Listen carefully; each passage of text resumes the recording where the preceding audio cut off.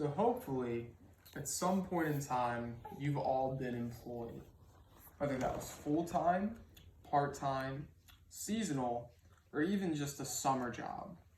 Now that job may have paid the bills, it may have even had some other benefits such as health insurance, but did you really feel like you were being your full self while at the workplace?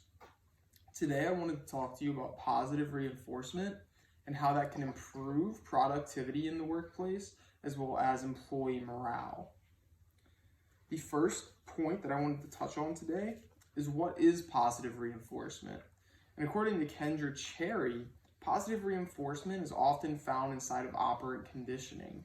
And operant conditioning is where you see a desired behavior and you want to associate that behavior with a reward or some other type of reinforcement in order to increase the likelihood of this behavior reoccurring. Examples of positive reinforcement would include your boss telling you good job at the end of a very hard yet rewarding workday, or receiving a quarterly bonus at the end of your company's fiscal quarter due to your sales goals. The second main point that I did want to touch on today is how does positive reinforcement increase productivity within the workplace? Now, just to slow things down a little bit, the average person is going to be working 40 hours a week for 30 years of their life. Now, if we do the math, that's going to equate to about a third of the average person's lifespan on the planet. If you're going to be putting all of your time and talent into your workplace, I'm sure you're going to want to see things such as growth opportunities as well as room for advancement within the company. These are all things that positive reinforcement should include.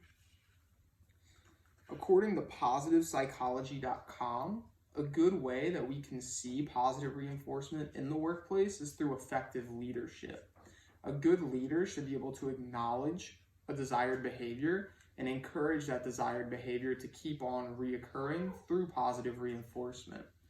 Now, I've worked at Best Buy for about a year and a half, and I've been to 3 separate stores due to reasons out of my control. I will say at my first store, I had a pretty average managerial experience. At my second one, it wasn't the best, it was fairly negative. And at the one I am currently at, it's been nothing but a great experience thus so far. At the first one, I would come home feeling pretty happy about myself and I would feel somewhat valued. At the second store, I would come home feeling pretty miserable, mainly due to all the negativity that was at that store. There was a lot of negative people and the managers overall were very negative. At the store I'm at now, I come home feeling fulfilled every day and I know I'm valued. They take care of me there and that makes me want to work harder for them. Now, the third main point that I did want to touch upon today is how does positive reinforcement affect employee morale? Now, there is one story that I had seen on industrytraining.com, and that's going to be in regard to Sears. I'm sure we all know of Sears. It's been a company that's been around for a very long time. Now, this story has to do with a manager, and he saw that his employees at that store were having a serious drop in morale due to customers declining to sign up for a Sears credit card. So what that manager had decided to do, his strategy was to make the number one performer in that store and give him a reward in the form of a in-store gift card. And the bottom performers in credit card applications, if you received under 5 credit card applications for that month, you would receive a training. Now, both of these are forms of positive reinforcement. Even though the training may seem negative, it's still a positive for the employee because they're going to be better because of it. Meanwhile, the number one employee is still going to be driven to get that reward at the end of the month. Through this strategy, that manager was able to make his store number one in his state for credit card applications for that month. Also, William Craig from Forbes.com said that there are 2 huge key performance indicators set in order to make a business successful. Those 2 key performance indicators are going to be employee satisfaction and retention.